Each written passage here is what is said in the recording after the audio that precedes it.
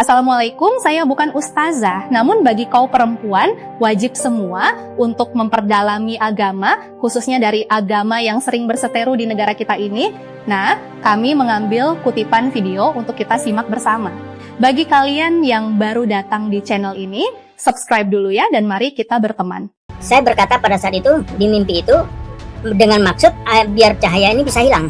Karena ayat itu menurut waktu saya menjadi sebagai seorang muslim, seluruh ayat Al-Quran itu adalah kata-katanya Allah. Nah, di situ pada saat itu saya mengucapkan Qul huwallahu ahad, Allahu samad, lam yalid wa lam yulad wa lam yakul lahu kufuwan ahad. Pada saat saya mengucapkan Qul huwallahu ahad, cahaya itu berkata, benar, Bapakku di sorga tidak beranak dan tidak diperanakan. Tetapi manusia tidak akan bisa mencerna maksud dan arti dari perkataan itu. Saudara, jujur saya terkaget. Kenapa saya terkaget? Karena ini cahaya kok bisa mengartikan ayat yang saya ucapkan. Akhirnya saya ngambil wudhu, saya sholat tahajud. Pada saat sholat tahajud itu saya mengucapkan, di dalam sholat itu saya ucapkan sholat ayat kursi. Allahu la ilaha illa huwal qayyum la ta'khudhuhu sinatun wa la nawm lahu ma fis samawati wa ma fil ardi man dzal ladzi yashfa'u indahu illa bi'iznihi ya'lamu ma baina aydihim dan seterusnya.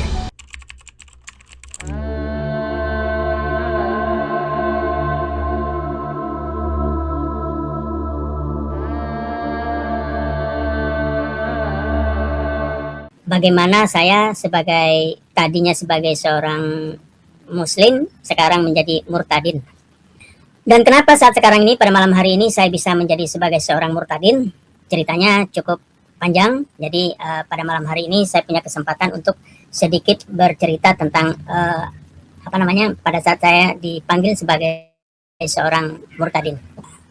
Kuliah di suatu fakultas sekolah tinggi keuangan di daerah Kota Malang. Saat itu tahun 1986. Jadi begitu saya tamat SMA, saya kuliah di Stiken Jaya Negara, Kota Malang.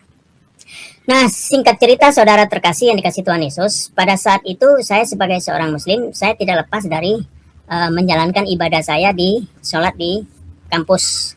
Seperti kebiasaan saya sebagai seorang muslim, pada saat itu saya sebagai imam pada saat sholat maghrib di kampus. Pada saat itu saya tidak tahu, tak kenapa, di suatu malam saya bermimpi. Saya bermimpi bertemu seorang berbentuk cahaya terang sekali. Dan pada saat itu, di dalam mimpi itu, dia berkata kepada saya, hai engkau yang kupanggil menjadi muridku dan biar sampai ke Bapakku di sorga. Nah, saudara terkasih dikasih Tuhan Yesus, pada saat saya mendengar kata-kata Bapakku di sorga, pada saat itu otak saya di dalam mimpi itu berkata, ini orang Kristen punya. Karena mendengar Bapa di sorga, itu identik dengan perkataan orang Kristen, Bapakku di sorga. Dan pada saat itu, saya secara spontan menolak dengan satu ayat. Saya berkata pada saat itu, di mimpi itu, dengan maksud biar cahaya ini bisa hilang.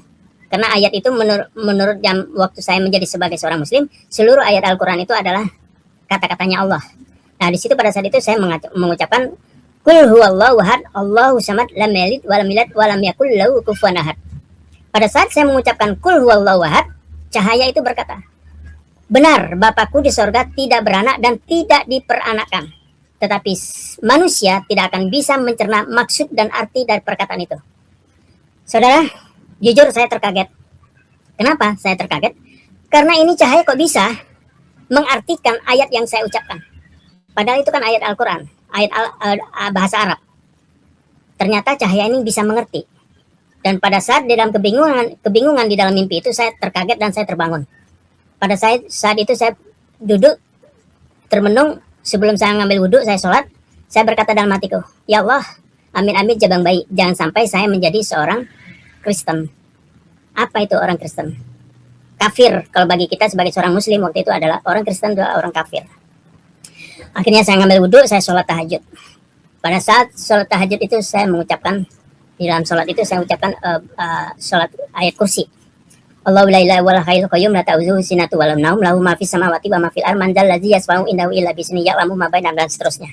Mohon maaf kami potong sebentar cerita Bapak Murtadin ini dalam membaca ayat kursi kurang benar. Yang benar adalah Allahu la ilaha Illahu wal hayyul qayyum. Jadi ada sebagian ayat yang Bapak ditinggal dan itu tidak dibenarkan di dalam Islam. Dan saudara terkasih, waktu saya sholat itu, saya selesai sholat, saya berkata sama Allah, ya Allah, jangan sampai saya menjadi orang yang murtad. Jangan ya Allah, jangan sampai saya menjadi seorang yang murtad. Kenapa? Ini mimpi ini mengajak untuk saya menjadi seorang muridnya. Engkau yang kupanggil menjadi muridku dan biar sampai ke Bapakku di surga. Ya Allah, amit-amit jabang bayi, jangan sampai saya menjadi seorang Kristen. Kemudian saya pikir, ngapain saya pikirin? Hanya bisa saja ini mungkin dari suara apa kayak. Saya pikir, saya buang itu. Tetapi sadar tidak sadar, suka tidak suka, perkataan yang dalam mimpi itu terngiang di dalam pikiran saya. Engkau yang kupanggil menjadi muridku dan biar sampai ke Bapakku di surga. Itu tidak bisa saya hapus. Sampai detik ini perkataan itu nggak bisa saya hapus. Saudara terkasih yang kasih Tuhan Yesus. Terserah saudara mau percaya atau tidak. Inilah yang saya alami. Dan malam yang kedua saudara terkasih, saudara saya ingatkan bahwa kalau Tuhan sudah memilih dan Tuhan kalau sudah berkehendak, saudara mau sembunyi dimanapun, tertangkap saudara. Dan malam kedua saya bermimpi lagi, ketemu lagi dengan cahaya yang terang ini. Kemudian dia memanggil saya, engkau yang kupanggil menjadi muridku dan biar sampai ke Bapakku di surga, sini. Pada saat itu dia panggil saya, dia nggak sebut nama saya, sini kau. Pada saat itu saya seolah-olah saya disiram pakai air. Dan air itu saudara terkasih itu dingin sekali, luar biasa. Dingin tetapi tidak menusuk tulang. Pokoknya sejuk. Pada saat itu saya disiram, saya diguyur, dia berkata, Bapa, Putra, dan Roh Kudus, sekarang kau menjadi muridku. Saudara terkasih yang dikasih Tuhan Yesus, pada saat disiram itu saya terbangun dan saya kaget. Ya Allah, mimpi apa lagi nih? Jujur saudara, saya tergeleng-geleng. Dan di situ dikatakan apa? Engkau sudah menjadi muridku. Terimalah ini, Bapa, Putra, dan Roh Kudus. Saudara terkasih yang dikasih Tuhan Yesus, saat itu saya terbangun, saya sholat lagi saudara. Saya sampai menangis, saya sujud. Saya berkata, ya Allah, jangan sampai saya menjadi seorang murtad yang mengingkari iman saya sebagai seorang muslim. Saudara jujur, otak saya terganggu, pikiran saya terganggu. Saudara terkasih yang dikasih Tuhan Yesus, apa yang saya alami saudara? Stres saya saudara. Stresnya bukan karena apa saudara? Stresnya saya terpikir saya tidak akan mungkin menjadi orang Kristen. Stres saya saudara. Kenapa? Iman saya murni muslim. Apalagi saya sudah didogma waktu kecil orang Kristen itu adalah orang kafir. Sebagai seorang muslim, tetap saya sholat tahajud untuk mengusir mimpi ini. Karena saya pikir jangan-jangan ini dari kuasa kegelapan. Tapi nyatanya tidak saudara. Kalau hanya itu dari kuasa kegelapan, sepintas saya membaca ayat kursi, ayat Al-Quran, apa surat Yasin, saya tahajud, saya yakin itu hilang. Kalau itu dari kuasa kegelapan. Tapi aneh bin ajaib saudara terkasih yang dikasih Tuhan Yesus. Mungkin saudara kaget, di malam ketiga, saya pun dipanggil. Waktu itu apa yang terjadi saudara? Salib sudah ada di pundak saya. Dan itu sangat berat sekali itu salib. Cahaya itu berkata, itu salibmu selama kamu hidup. Saya berkata, ya Allah, ini kenapa ada salib? Tolong angkat ya Allah. Dan cahaya itu berkata, engkau mau salibnya aku angkat? Angkat dong, saya bilang. Salib itu diangkat. Begitu salib itu diangkat saudara terkasih, saya seperti tidak ada beban di dalam kehidupan. Saudara, hari demi hari, ketiga malam ini yang saya dapatkan membuat saya stres. Stresnya kenapa saudara? Saya berpikir bagaimana terhadap orang tua saya. Kalau seandainya saya benar menjadi orang yang murtad, bagaimana sama saudara-saudara saya? Saudara-saudara kandung, saudara-saudara dari orang tua. Stres saya saudara. Di dalam kesendirian saya, waktu saya masih kuliah di Malang, di dalam kesendirian saya tidak bisa ngomong, saya tidak bisa bercerita sama teman-teman saya. Kenapa saudara? Teman-teman saya muslim semua.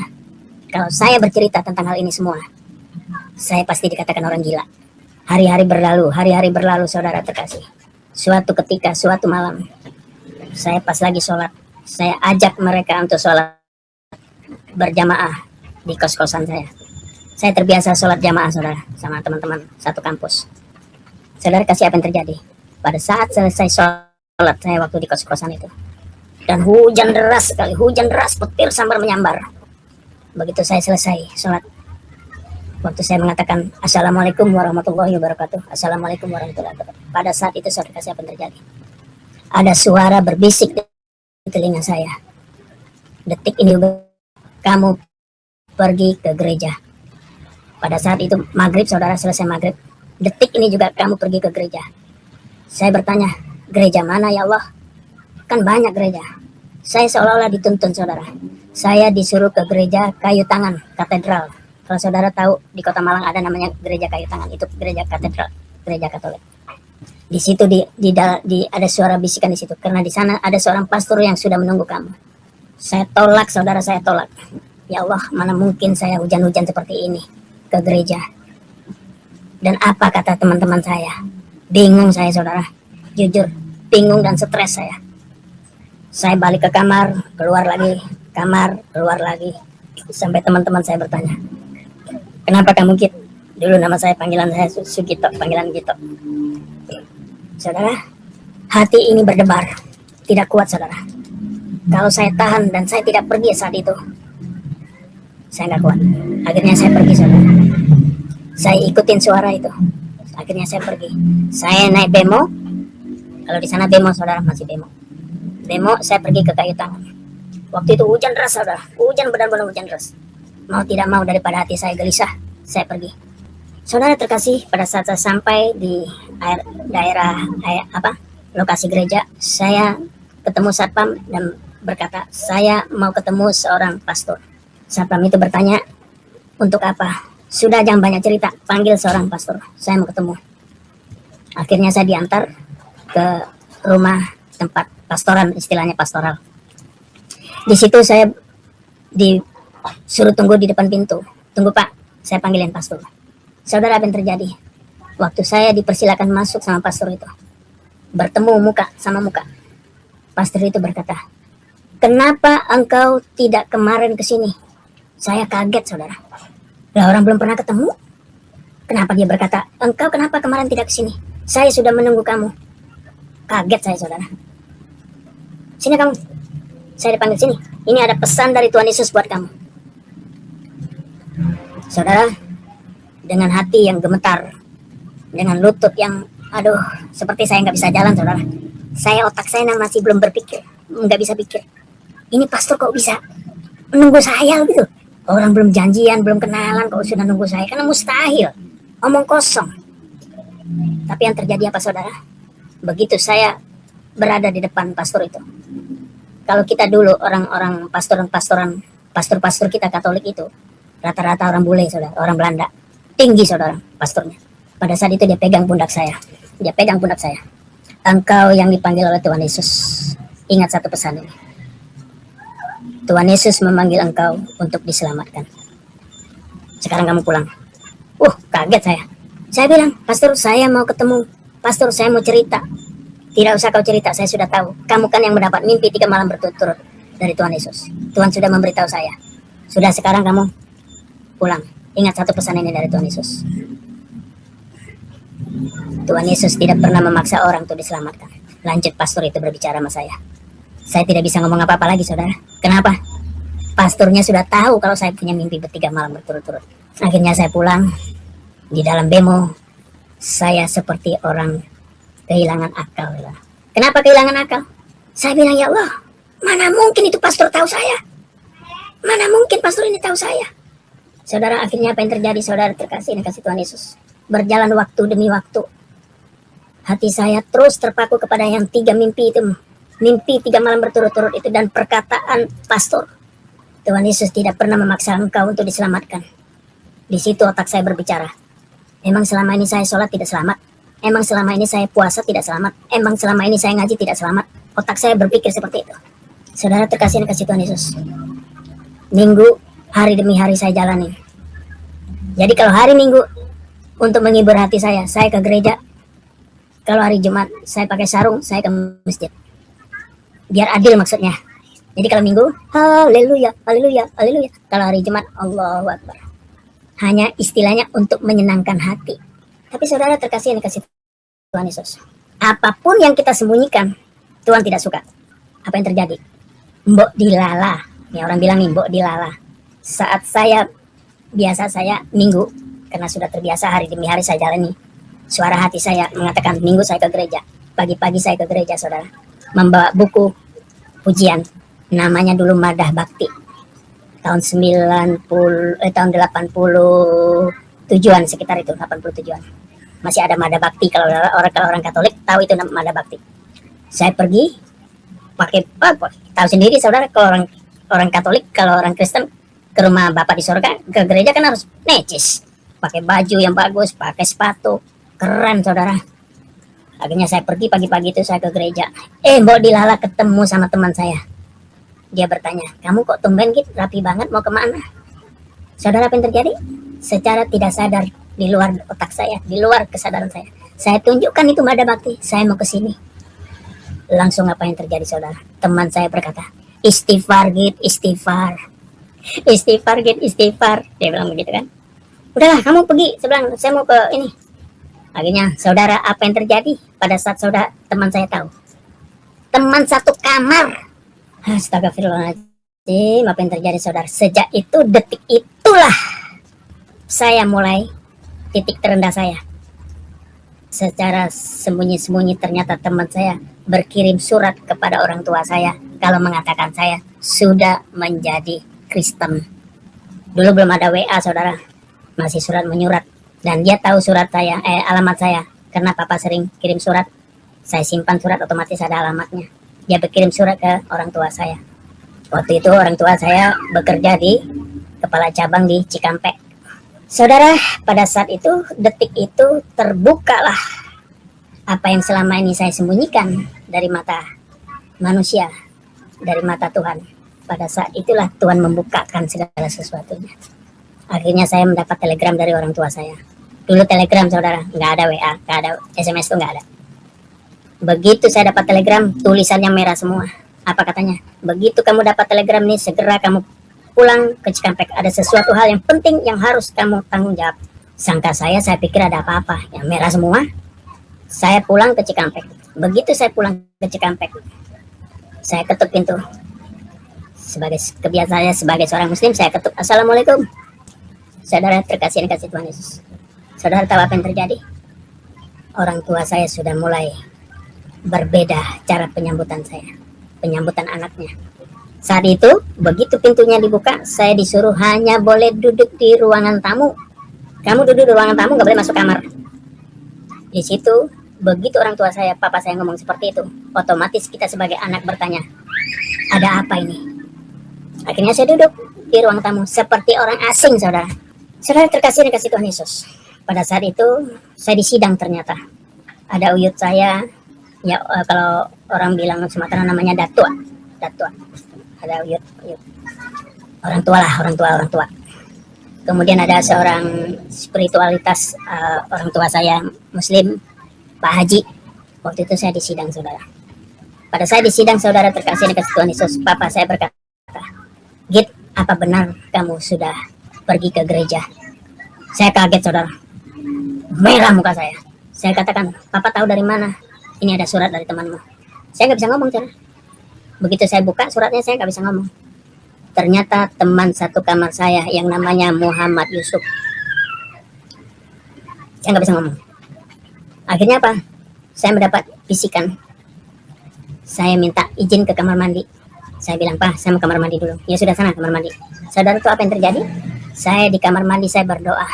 Saya bilang, ya Allah, tolong bantu saya. Demi nama Bapa, Putra, dan Kudus. Tuhan Yesus, tolong bantu saya. Begitu saya keluar dari kamar mandi, saudara kasih, tidak ada sedikit pun rasa takut saya. Akhirnya saya disidang. Begitu saya disidang, apa yang terjadi, saudara kasih? Papa saya langsung mengultimatum saya. Git, gini saja. Jangan banyak cerita lagi, jangan banyak ini lagi. Saya sudah tahu dari surat ini. Sekarang kamu saya tanya, kamu mau tetap sebagai seorang Muslim atau menjadi orang Kristen? Saudara, apa yang terjadi pada saat orang tua saya bertanya seperti itu? Mulut saya ini terbuka seperti orang yang berbahasa roh. Ya lalalalalalala. Saudara, apa yang terjadi waktu itu? Mulut saya berbicara seperti ini. Papa saya mengultimatum saya. Kalau kamu menjadi orang Muslim, seluruh biaya kuliah kamu, masa depan kamu, Papa yang atur. Tapi kalau kamu menjadi orang Kristen, pindah ke Kristen, murtad, jangan harap 1 rupiah pun Papa bantu. Saudara terkasih, apa yang terjadi pada saat itu? Mulut saya bergetar, saudara.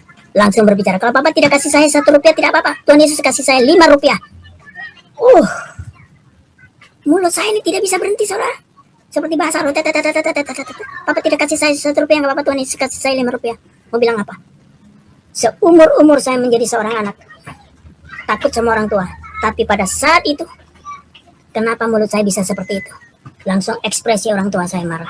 Apa yang terjadi, saudara? Orang tua saya mau tikam saya. Tapi auzubillah min zalik, apa yang terjadi? Uyut saya, datuk saya langsung berdiri, menangkis tangannya papa saya. Jangan kau bunuh anak ini. Kalau kau bunuh anak ini, anakmu yang lain mau makan apa? Waduh, itu benar-benar, saudara, detik terendah saya itu. Akhirnya apa yang terjadi? Saya diusir, saudara. Mulai sekarang kau bukan muhrimku lagi. Mulai sekarang engkau bukan anakku lagi. Keluar kau. Saya diusir, saudara. Saat itu juga saya pergi. Tapi aneh, saudara, begitu saya keluar dari rumah, otak saya berpikir, kok saya bisa sampai hati, kok saya bisa ngomong seperti itu, menantang orang tua saya seperti itu. Saya nggak sadar, saudara, bisa berbicara seperti itu. Di dalam perjalanan saya menuju ke Malang, saya berpikir, waduh, repot juga nih kalau papa mama tidak kasih saya 1 rupiah. Saya mau dapat uang dari mana? Jujur, saudara, saya anak pertama yang harus memberi contoh. Tapi apa yang terjadi? Ya sudah, nasi sudah menjadi bubur. Mau tidak mau, suka tidak suka, saya jalani. Akhirnya saya balik ke Malang. Begitu di Malang, saudara kasih, waktu saya kuliah, stres saya. Kenapa stres? Mulai berpikir, uang tabungan sudah mulai habis.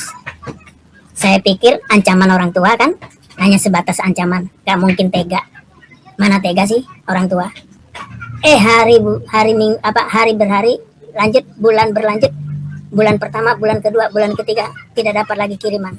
Stres saya harus makan apa? Uang tabungan habis, uang pegangan habis. Saudara, apa yang terjadi? Karena saya sudah terbiasa puasa Senin Kamis.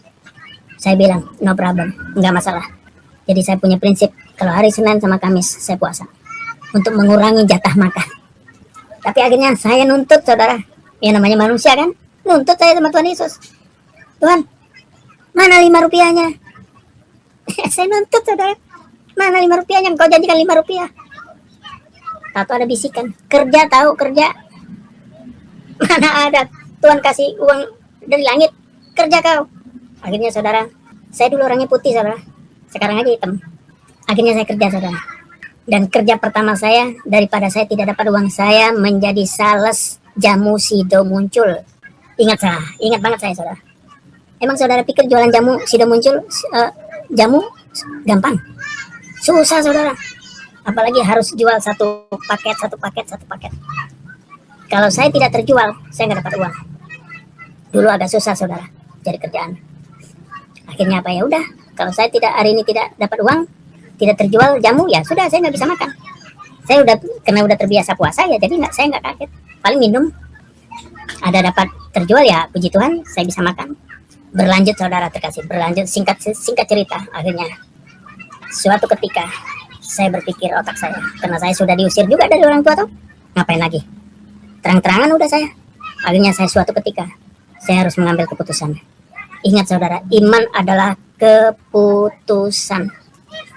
Akhirnya saya tengah malam, waktu itu tahun 87, 80, antara 87, 88. Saya selisih 2 tahun itu. 2 tahun itu, saudara, kasih apa yang terjadi. Jadi antara tahun 89 lah. Tahun 89 itu saya ngambil keputusan. Jadi selama 2 tahun itu saya belajar. Saya beli Alkitab, saya mulai beli Alkitab, saya bandingkan Al-Quran sama Alkitab. Saya udah mulai belajar itu. Jadi kalau hari Minggu saya ke gereja, hari Jumat 2 tahun saya jalanin. Tapi suatu ketika saya harus mengambil keputusan. Karena iman adalah keputusan. Tidak mungkin saya beribadah dua Tuhan. Nah, tengah malam saya sholat tahajud.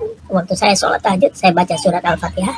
Alhamdulillahirrahmanirrahim, ar-Rahmanirrahim, maliki yaumiddin, iyyaka na'budu wa iyyaka nasta'in, ihdinas siratal mustaqim, siratal ladzina an'amta 'alaihim ghairil maghdubi 'alaihim waladdallin. Amin. Nah, di situ ayatnya siratal mustaqim, siratal ladzina an'amta 'alaihim ghairil maghdubi 'alaihim waladdallin. Amin. Kurang lebih artinya, saudara, ya Allah, tolong tunjukkan kepada hamba-Mu ya Allah jalan siratal mustaqim, jalan yang benar-benar lurus seperti yang Kau pernah berikan kepada orang-orang terlebih dahulu. Saudara, apa yang terjadi? Pada saat saya mengucapkan itu, saudara, seperti ada tirai tergulung dari bawah ke atas. Biasanya dari atas ke bawah tuh. Ini dari atas, dari bawah ke atas tergulung. Di situ dikatakan, selama engkau sholat, kamu minta tunjuk jalan yang lurus. Kamu minta tunjuk jalan yang lurus. Berarti apa? Selama itu pun kamu belum menemukan jalan yang lurus. Langsung terbuka nih saudara. Terat. Iya juga ya. Selama saya meminta jalan, ya Allah tunjukkan jalan yang lurus, berarti selama ini saya belum menemukan jalan yang lurus. Langsung tuh otak saya tuh kayak dari kegelapan langsung terang itu. Akhirnya begitu saya selesai sholat, saya naik ke tempat tidur, saya buat tanda kemenangan demi nama Bapa, Putra, dan Roh Kudus. Tuhan Yesus, malam hari ini saya menentukan iman saya. Tolong utus Roh Kudusmu, beri saya jawaban, agar saya tidak goyah dan tidak salah memilih. Saya hening sejenak. Pada saat saya hening, apa yang terjadi saudara? Ada bisikan di telinga saya. Yohanes 14 ayat 6. Saudara tahu apa yang di situ dikatakan? Yohanes 14 ayat 6. Coba kita buka. Ini saya buka Alkitabnya. Yohanes 14 ayat 6. Kata Yesus kepadanya, Akulah jalan dan kebenaran dan hidup. Tidak ada seorang pun yang datang kepada Bapa kalau tidak melalui aku. Saudara terkasih yang dikasih Tuhan Yesus. Yang satunya berkata, tunjukkan ya Allah jalan yang lurus, seperti engkau berikan kepada orang-orang terlebih dahulu. Apa yang terjadi saudara? Yang satunya berkata, Akulah jalan kebenaran dan hidup. Tidak ada seorang pun yang datang kepada Bapa kalau tidak melalui aku. Pada saat itu saudara kasih apa yang terjadi? Saya tersungkur. Saya ambil keputusan. Ya Allah, mulai sekarang saya menjadi pengikut Kristus. Saudara, apa yang terjadi? Ini lucu saudara. Begitu pagi, teman saya yang tadi menulis surat ke orang tua saya panggil. Suf, sini Suf. Kenapa gitu? Sini. Mulai sekarang saya sudah menemukan jalan yang lurus. Maksud kamu apa gitu? Saya tunjukkan Alkitab saya. Dan itu yang terjadi saudara kasih. Pelayanan firman saya yang pertama kepada orang yang sudah membuka tabir kepada orang tua saya. Sini, baca ini tolong. Apa maksud kamu? Udah baca aja, saya bilang. Saya kasih Alkitab saudara, suruh baca dia. Kata Yesus, akulah jalan, kebenaran, dan hidup. Dan tidak ada seorang pun sampai kepada Bapa kalau tidak melalui aku. Saudara terkasih yang dikasih Tuhan Yesus. Akhirnya teman saya berkata, mulai sekarang memang kamu mau jadi Kristen? Ya, saya Kristen sekarang. Saudara, apa yang terjadi? Titik terendah saya pada saat itu. Saya orang yang tadinya dikenal sebagai orang yang taat kepada Allah, sholat maghrib di kuliah, di kampus. Saat itu juga semua teman-teman saya yang muslim jauh menghindar sama saya. Saudara, apa yang saya ambil dari kesimpulan ini? Apa yang saya dapat? Iman adalah keputusan. Dan saudara, apakah pada saat saya memutuskan saya menjadi orang Kristen, haleluya, puji Tuhan, sudah tidak ada lagi rasa dendam di hati saya. Jujur saudara, orang mau ngatain saya apa kek, saya dikatakan murtad kek, saya dikatakan kafir kek, saya dikatakan anjing kek, saya dikatakan babi kek, tidak ada seujung jari pun nih rasa dendam dan rasa benci. Tidak ada, hanya damai di dalam hati saya. Tapi dulu waktu saya sebagai seorang muslim, rasa dendam dan benci itu menguasai hidup saya. Jangan coba-coba lu nyakitin hati gua. Itu dulu, tapi sekarang beda saudara. Haleluya, beda sekarang. Damai di hati tidak bisa kita beli dengan uang. Damai di hati tidak bisa kita beli seberapa kekayaan kita, tidak bisa. Karena damai itu sumber dari Tuhan, sumber dari Tuhan kita Yesus Kristus. Saudara tahu apa yang terjadi pada saat para rasul, para murid takut bersembunyi dalam sebuah kamar ketika Yesus sudah disalib, dan waktu Yesus bangkit, apa yang terjadi? Yesus berkata, damai, terimalah damai sejahtera. Jadi orang Kristen saudara kasih, kalau masih ada rasa dendam, kalau masih ada rasa benci, dia bukan orang Kristen. Bukan orang Kristen. Karena orang Kristen tidak bisa menyimpan yang namanya benci dan dengki. Saudara terkasih yang dikasih Tuhan, kalau saya bercerita tentang saat-saat saya terjatuh, pada saat-saat saya sudah tidak terima lagi uang dari papa saya nggak mau cerita saudara. Itu menyakitkan hati saya. Tapi sekarang saya berjalanin sesuai dengan kehendak Tuhan. Yesus Kristus adalah jalan. Jadi saudara terkasih, penutup dari kesaksian saya ini cuma satu pesan saya. Jadilah orang Kristen yang menurut firman Tuhan. Buang rasa bencimu, buang rasa dendammu. Biarkan Tuhan yang berkarya di dalam kehidupan kita. Haleluya. Amin. Demikian kesaksian saya.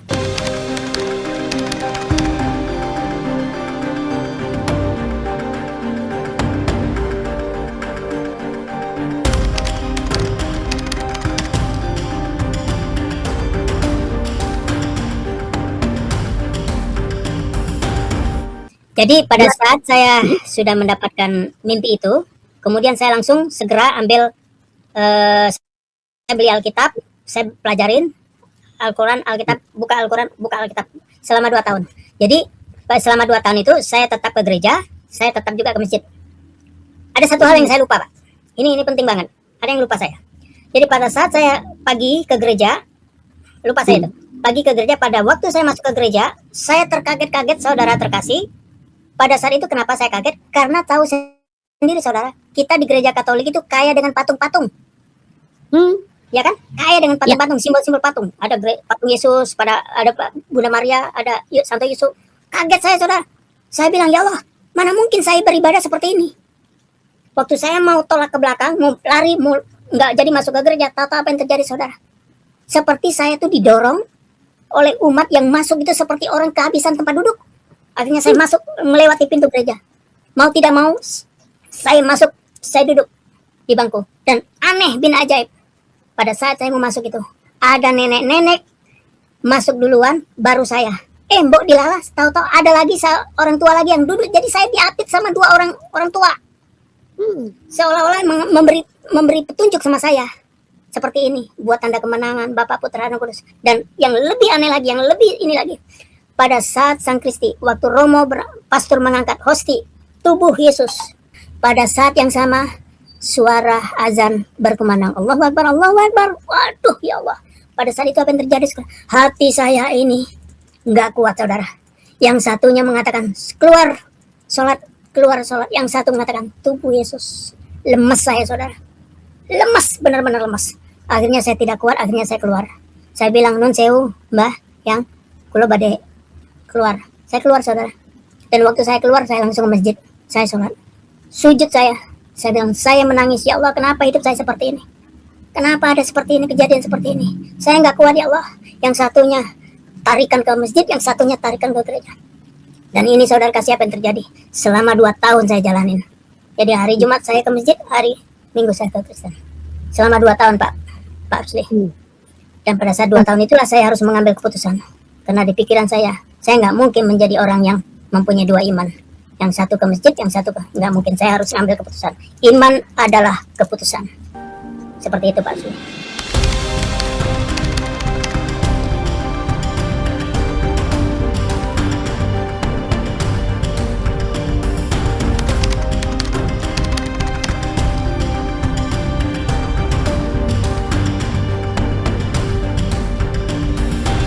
Waktu itu, ketika saya mendapat mimpi 3 malam berturut-turut itu, prinsip saya seperti ini, Pak.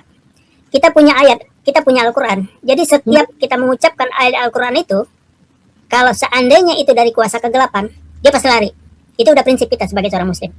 Tapi Mbok Dilala pada saat saya mengucapkan ayat itu, dia malah memberi ketahukan. Benar, Bapakku di surga tidak beranak dan tidak diperanakan. Di situ saya menjadi kaget. Lah kok ngerti ya nih orang? Kok ngerti nih cahaya? Ada apa sih bang? Dia bukannya lari malah jelasin. Di situ saya mulai berpikir, ini bukan istilahnya suara dari kegelapan ini. Kenapa saya punya prinsip? Kita punya Al-Quran, kita punya ayat. Ayat Al-Quran ini sudah kita imanin bahwa. Jadi kalau kita membaca ayat suci Al-Quran itu kuasa-kuasa kegelapan hilang. Tapi nyatanya, waktu saya katakan kul huwallahu ahad Allahu samad lam yalid walam yulad walam yakul lahu kufuwan ahad. Pada saat itu malah justru dia yang jelasin. Iya. Jadi tidak ada rasa takut sama sekali. Kenapa? Saya hanya berpikir, ini cahaya kok bisa tahu artinya.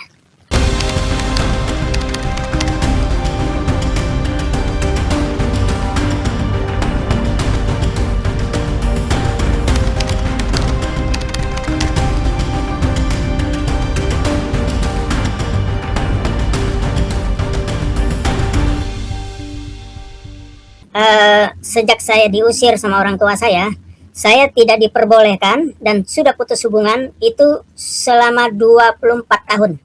Jadi saya sudah tidak kenal waktu itu. Kenapa? Orang tua saya udah pindah-pindah kemana-mana. Sudah tidak kenal. Pada saat itu sudah putus, bukan tidak kenal, sudah putus.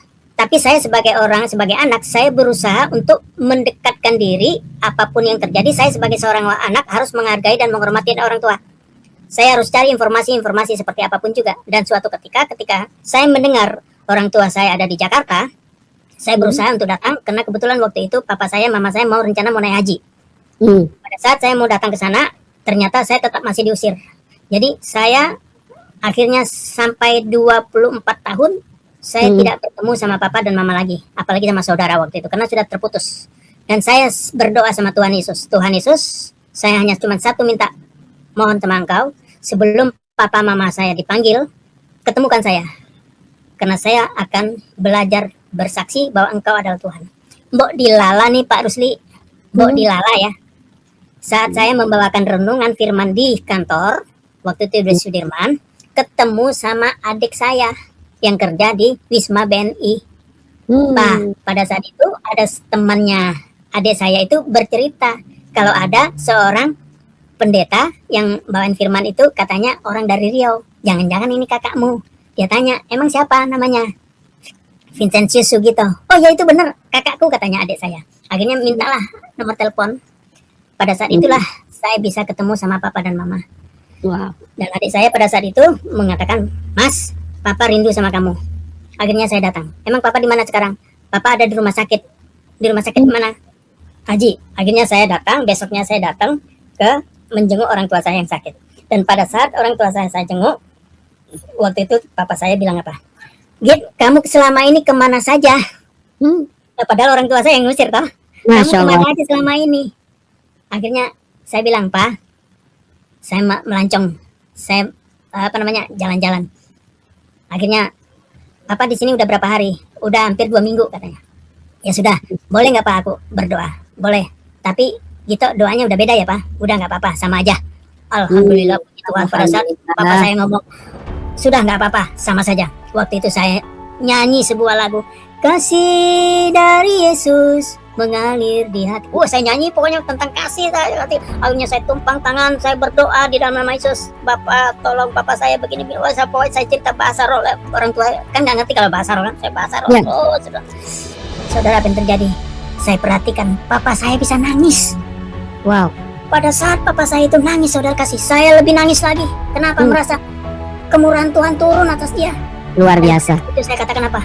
Pak, sebelum Lebaran datang, pada saat itu papa saya di opname di rumah sakit haji itu sepertinya sudah 3 hari atau seminggu lagi mau Lebaran. Saya bilang sebelum Lebaran papa balik, papa pulang. Tuhan Yesus berkata papa nanti sembuh sebelum Lebaran, papa pasti.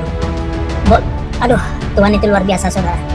Saya katakan, saya bersaksi di sini, Tuhan itu luar biasa. Tuhan itu maunya kita. Apapun yang kita harapkan, dasar iman yang teguh, nggak mungkin Tuhan memberikan ular pada saat anaknya minta roti. Saudara, apa yang terjadi? Waktu itu papa saya telepon sebelum Lebaran, 3 hari sebelum Lebaran, dia telepon saya, Git, datang ke rumah ya, papa sudah sembuh. Wow, luar biasa. Akhirnya saya datang ke rumah orang tua saya, dan aneh bin ajaib, papa saya ngomong apa? Saudara tahu apa yang terjadi? Papa saya ngomong apa? Git, Tuhanmu benar. Tuhanmu luar biasa. Kenapa Pak? Kamu katakan papa 3 hari sebelum Lebaran pulang, papa sembuh 3 hari sebelum. Pak, Tuhanmu luar biasa. Saat itu saudara kasih, saya sepertinya apa yang terjadi ya? Waduh, uang sebanyak apapun gak ada artinya saudara. Gak ada artinya. Kenapa? Anugerah Tuhan turun atas orang tua saya.